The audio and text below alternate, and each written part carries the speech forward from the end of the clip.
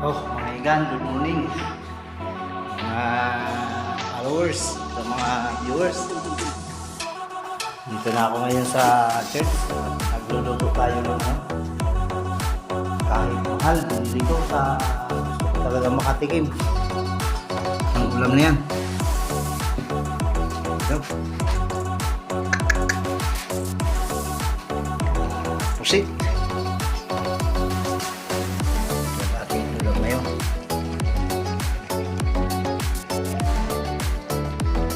Ulam for today. Pusit, squid.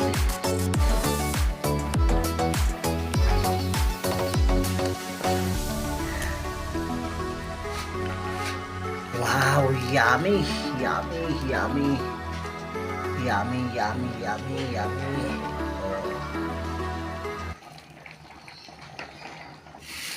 Ito kasi ang marami dito ngayon kaya ito ang ating ulam.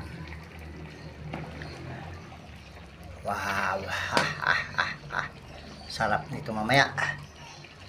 Pa kasi kumain.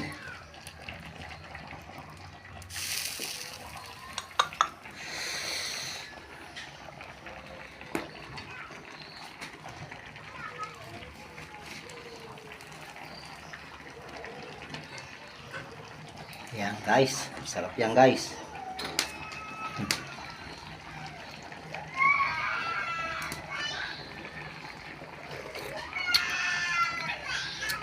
Okay na.